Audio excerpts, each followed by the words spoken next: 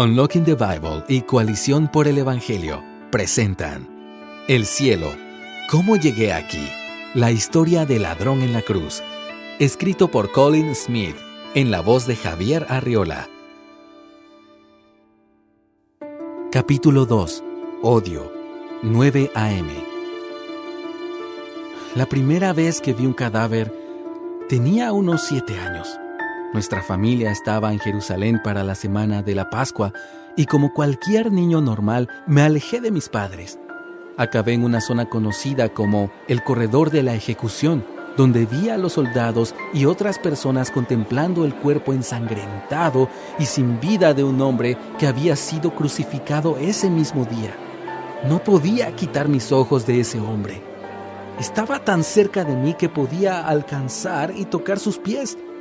No se parecía a nada de lo que mi pequeña imaginación se hubiera atrevido a imaginar. Yo nunca habría soñado que años más tarde estaría enfrentando la misma suerte. Otras 2 personas compartieron mi calvario el día en que fui crucificado. Uno tras otro nos fueron clavando en nuestras cruces. Yo no pude ver a los guardias hacer su trabajo con la primera víctima, pero vi de cerca cómo la segunda fue empujada hacia adelante. Colocaron en el suelo una gran viga de madera y un momento más tarde, la víctima, que había sido derribada por un guardia, estaba acostada en ella.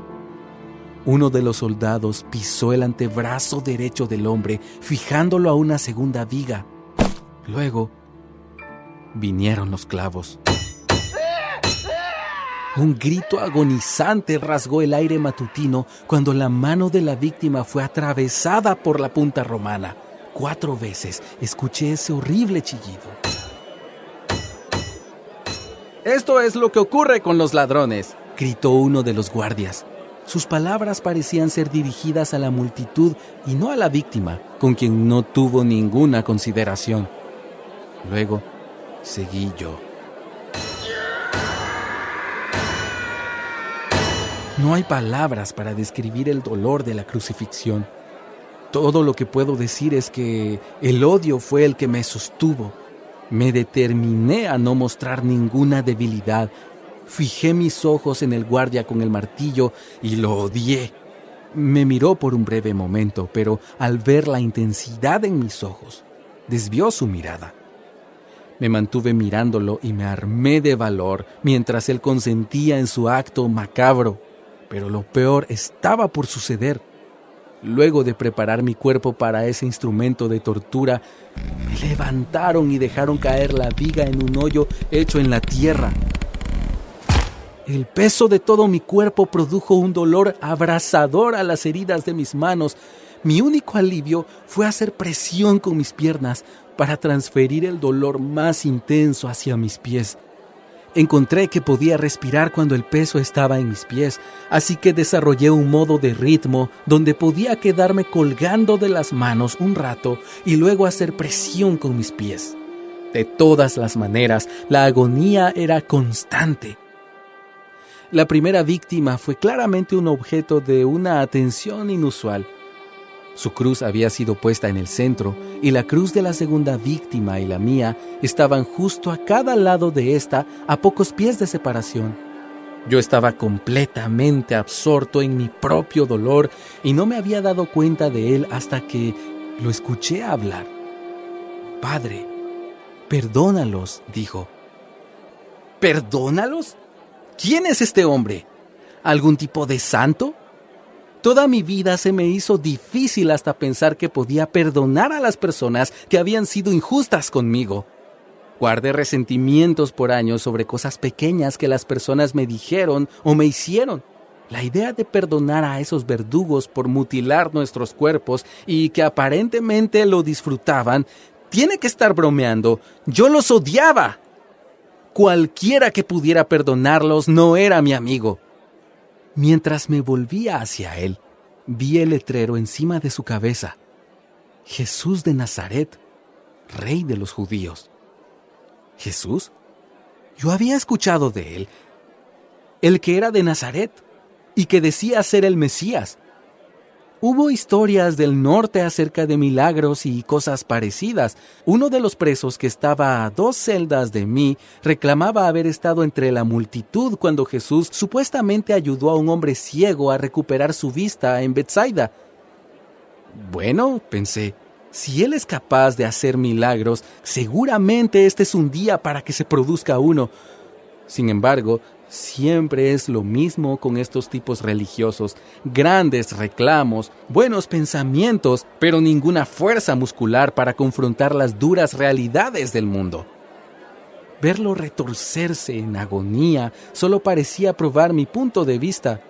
Orar por perdón podría sonar impresionante para algunos, pero nunca podría compararse con el poder crudo de los clavos y el martillo. Lo miré y lo menosprecié. Yo no estaba solo.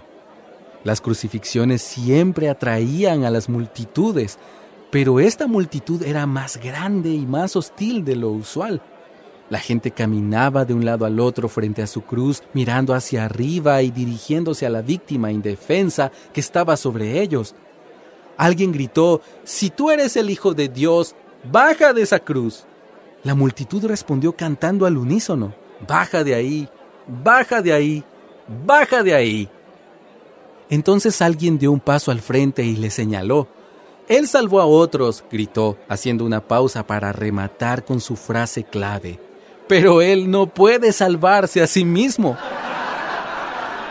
La multitud irrumpió en risa. Si hubiera podido reírme, probablemente me habría unido a ellos, pero en la posición que yo estaba, apenas si podía respirar. Luego otra persona tomó la palabra. «Él es el rey de Israel. Dejen que baje ahora de la cruz». Eso hizo que la multitud volviera nuevamente a cantar: «¡Baja de ahí!». Nadie más puso la más mínima atención hacia mí o la segunda víctima. Todo el mundo estaba enfocado en él. Nunca olvidaré que aun cuando él estaba siendo ridiculizado sin misericordia, sentí una extraña sensación de celo hacia él. Al menos él estaba siendo notorio. Parecía que su vida había hecho la diferencia. Me sentí irrelevante y vencido, y eso me hizo odiarle aún más. Luego los sacerdotes del templo aparecieron con sus túnicas religiosas, mirando de modo extraño y fuera de lugar la escena de la ejecución. La multitud se fue callando cuando ellos llegaron, y pronto hubo silencio mientras la gente esperaba para escuchar lo que ellos tenían que decir. Uno de los sacerdotes alzó su cabeza cubierta por un turbante y miró a Jesús. Habló de manera lenta, imponente y distinguida. «Si tú eres el Cristo», pausó él, mientras un murmullo recorrió por la multitud, «baja de esa cruz». Otro júbilo mayor se escuchó de la multitud, seguido por otra ronda de «baja de ahí». El sacerdote miró a la multitud, sonrió con aprobación y luego se acercó a ellos como si fuera a compartir un secreto. «Él confía en Dios», dijo con una sonrisa burlona. Entonces, retirándose, gritó: «Vamos a ver si Dios lo quiere».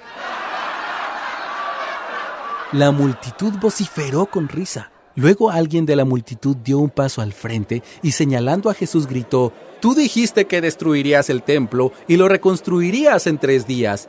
¡Sálvate a ti mismo!». Mientras las burlas exasperaban, me preguntaba cómo este Jesús había iniciado tanta hostilidad. Después de todo, alguien que quería destruir el templo no podía ser del todo malo en lo que a mí respecta. Parecía obvio por la etiqueta sarcástica «Rey de los judíos» y las palabras de la multitud que él había proclamado ser el Cristo, el libertador que Dios había prometido en las Escrituras.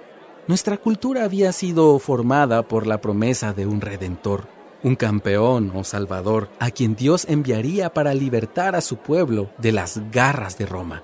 Diferentes versiones sobre qué persona pudiera ser y qué haría circulaban ampliamente en nuestra comunidad. Los tipos religiosos estaban buscando un maestro, los radicales un revolucionario y los místicos un obrador de milagros.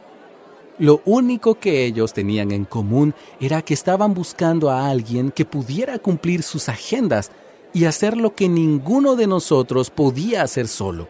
Había vivido lo suficiente como para saber que encontrar al verdadero Cristo no era una tarea fácil. De tiempo en tiempo, alguna persona trastornada reclamaba ser el Cristo.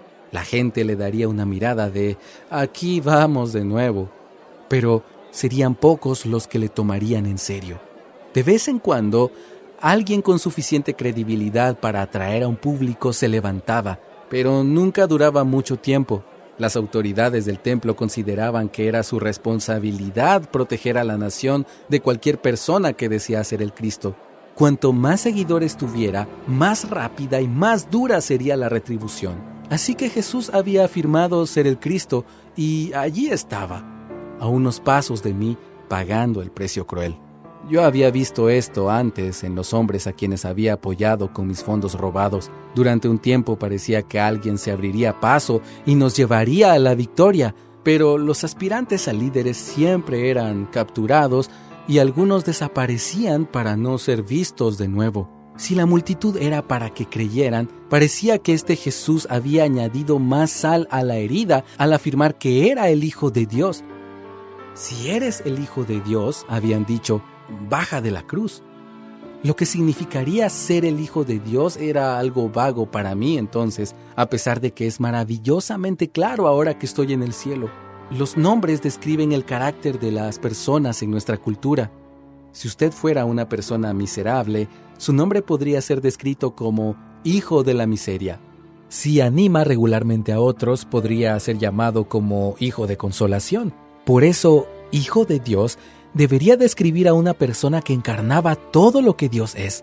La improbabilidad de esto pudiera parecerle obvio, pero de acuerdo a la multitud, Jesús había afirmado ser el Hijo de Dios, así que apenas fue sorprendente escucharlos cuando le lanzaron este reto: si eres el Hijo de Dios, baja de la cruz. El dolor abrazaba todo mi cuerpo mientras presionaba sobre mis pies para tomar otra bocanada de aire. Era difícil saber cuánto tiempo había transcurrido desde las 9 de la mañana que me habían crucificado. Los minutos parecían horas, pero por la posición del sol en ese momento supuse que eran como las 10 de la mañana, una hora que pareció una eternidad. Ya me era claro que al transcurrir el tiempo sería cada vez menos capaz de sostener mi peso y a la vez menos capaz de respirar. Me estaba acercando lentamente al callejón sin retorno de la muerte. En cuanto a Jesús, me di cuenta de las múltiples heridas que tenía de arriba a abajo en su cuerpo brutalmente golpeado. Tenía innumerables laceraciones profundas y abiertas alrededor de todo su torso y por las piernas. Espinas largas se habían incrustado en su frente, como para coronar a este rey ensangrentado. Si Dios efectivamente tenía un hijo, era difícil imaginar cómo alguna vez él podría tener este aspecto. Salvó a otros, la multitud había dicho. ¿A quién él había salvado? ¿De qué quiso salvarlos? Cuando era niño me habían enseñado que Dios es el único que salva. Si Jesús era el Hijo de Dios, claramente salvar era algo que él haría. Y sin embargo, cuando la multitud le pidió que se salvara a sí mismo, él no respondió. Esa es la religión para usted, pensé. Él dice que va a destruir el templo, pero no remueve ni una piedra. Afirma ser el Salvador prometido, pero ni siquiera puede salvarse a sí mismo. Mi enojo se intensificó a medida que estos pensamientos se agolpaban en mi mente. ¿De qué sirve un Dios que es clemente y compasivo, lento para la ira y grande en amor? En lo que a mí respecta, Él era demasiado lento para la ira con los romanos y no lo suficientemente compasivo con nosotros. El dolor abrasador que se disparaba por todo mi cuerpo parecía reforzar el punto. Se necesita energía para hablar cuando se está en medio de un dolor insoportable, y hasta este momento yo no había dicho ni una sola palabra. Pero de alguna manera, estos pensamientos causaron que dentro de mí se desbordara todo un infierno y comencé a volcar la más infame oleada de odio y abuso hacia Jesús. Veneno puro. La segunda víctima, cuya cruz había sido plantada al otro lado de Jesús, se me unió, haciendo que la multitud se alborotara otra vez. Me pregunté si alguna vez hubo un momento en donde tanto odio se hubiera derramado en un solo hombre. Al mirar hacia abajo, había un par de mujeres que lloraban y un hombre que al parecer se preocupaban por él, pero para todos los demás, él era un objeto de burla. Aunque sabía poco sobre él, me alegré de unirme a la multitud. Sin embargo, no podía seguir así. Mi cuerpo pronto se desplomó, exhausto, y como si mi voz se silenciara, empecé a preguntarme por qué había dirigido mi diatriba hacia Jesús. Odiaba a Roma, así que, ¿por qué no gastaba esa energía maldiciendo a César, o a Pilato, o al centurión que estaba de pie a pocos metros de distancia? Un pensamiento pasó por mi mente, como un rayo de luz que nunca había visto antes. Detrás de cada odio, yace un odio más profundo hacia Dios. Nunca antes había pensado de mí mismo como uno que odia a Dios, pero de alguna manera este pensamiento cobró sentido para mí. Hace mucho tiempo había llegado a la triste conclusión de que Dios y sus leyes me eran irrelevantes y que el sistema religioso era, en gran parte, inútil a las grandes causas de la justicia y la paz. Había pensado que yo era como un escéptico de Dios, pero en ese momento pude ver algo más profundo y más oscuro en mi alma. Detrás de mi odio hacia Roma, yacía mi odio hacia Dios, el Dios que había permitido que Roma pisoteara a su pueblo, que había permitido a los recaudadores de impuestos extorsionar a nuestra familia, que había hecho un mundo en el que las personas sufrían muertes atroces sobre vigas de madera. El dolor alimentó el odio que llenaba mi alma en este terrible calvario. Odiaba a Roma, me odiaba a mí mismo, odiaba a Dios, odiaba a su Hijo. Yo estaba al borde del infierno, ya casi podía palparlo. Acabas de escuchar el capítulo 2 de El cielo, ¿cómo llegué aquí? La historia del ladrón en la cruz, escrito por Colin Smith, en la voz de Javier Arriola. Esta ha sido una presentación de Unlocking the Bible y Coalición por el Evangelio. Si deseas conocer más sobre Jesús y la Biblia, o si has tomado la decisión de creer en Jesús y seguirle, puedes escribirnos a pregunta@tgc.org.